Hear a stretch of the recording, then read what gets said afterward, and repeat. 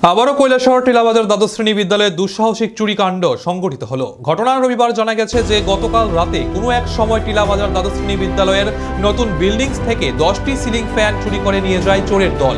এছাড়াও নতুন বিল্ডিংস করার সময় টিলাবাজার দ্বাদশ শ্রেণী বিদ্যালয়ের একটি প্রবেশদ্বারের গেট ভাঙা হয়েছিল নতুন স্কুলগুলোর জিনিসপত্র নিয়ে স্কুলের দিকে প্রবেশ করার জন্য। এই সময় স্কুলের গেটের দুটি গ্রিল স্কুলের ভেতরে রাখা ছিল, দুই গ্রিল নিয়ে যায় চোরের দল। আজ স্কুলের গেট মেরামত করতে আসেন ঠিকাদার, তখন দেখতে পান টিলাবাজার দ্বাদশ শ্রেণী বিদ্যালয়ের নতুন ভবনের 10টি ফ্যান নেই এবং দুটি গ্রিল নেই। তখন ঠিকাদার বিদ্যালয়ের শিক্ষক আব্দুল মলিনকে জানান। ছুটে আসেন আব্দুল মলিন, এসে সরজমিনের ঘটনাটি দেখে কৈলাসহর ইরানি থানার একটি মামলা দায়ের করেন। এখন আপনাদেরকে শোনাবো বিদ্যালয়ের শিক্ষকটি কি বলছেন।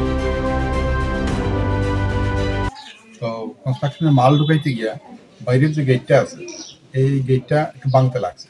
তো গেটটা ভাঙিয়া কন্ট্রাক্টরে ওই যে গেটের যে পাল্লি যে দুইটা, এই পাল্লি দুইটা বাইরে রাখা হয়েছে বা স্কুলের ভিতরেই খুব ওয়েট এগুলা বাইরে রাখা হয়েছে বাউন্ডারির ভিতরে। এতদিন পর্যন্ত আসলো। তো আজকে কন্ট্রাক্টর বাবু কাজ শেষ মোটামুটি তাইনের বিল্ডিং এ। তো আজকে আইসে আমরা গেটটা তাই আগে হয়েছিল, আমি ভাঙতে টাইম করে ঠিক করে দিয়ে দিই, আজকে ঠিক করার লেগে আইসে। তাই হওয়ার পরে তাই তো কাজ করে এখন গিয়া দেখা যায় যে এই গেটের যে পাল্লি দুইটা নাই, চুরি করে নিয়ে গেছে। এই দুইটা পাল্লি তো নিচেই, প্লাস নতুন বিল্ডিং এর উপরের তলাতে গিয়া 10টা ফ্যান চুরি করে নিয়ে গেছে। কন্ট্রাক্টরে কইতেছে আমরা কালকে গত রাত্রে 10টা ফ্যানও নিচে। এই যে অবস্থা। স্কুলে প্রায় প্রত্যেক দিনে আমরা স্কুলে আওয়ার পরে এখানে দেখি যে জিনিসপত্র এখান থেকে এখানে সরানো, কিছু জিনিসপত্র নাই, মানে বাইরে যা কিছু, তারপরে মদের বোতল, তারপরে সিগারেটের প্যাকেট, এগুলা বিভিন্ন জিনিস পাওয়া যায়, গাঁজা টাজা এটা পাওয়া যায় এখানে। স্কুলের ভিতরে ঢুকে নেশা করে। তো ইরানি পুলিশ স্টেশনের কাছে আমরা একটা অনুরোধ থাকবো যে অন্তত পক্ষে সন্ধ্যা থেকে রাত্রে 10টা পর্যন্ত একটু যদি টহলদারি অন্তত পক্ষে স্কুলটা অন অ্যান্ড অ্যারাউন্ড স্কুল যদি তারা করেন তাহলে খুব ভালো হয়।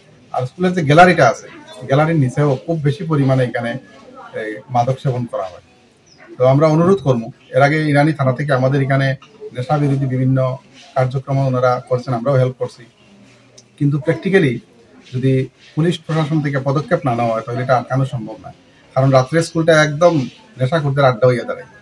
আমরা অনুরোধ থাকবো যে অন্তত পক্ষে প্রতিদিন সন্ধ্যা থেকে রাত্রে 10টা পর্যন্ত হইল একটু টহলদারি করার লাগে।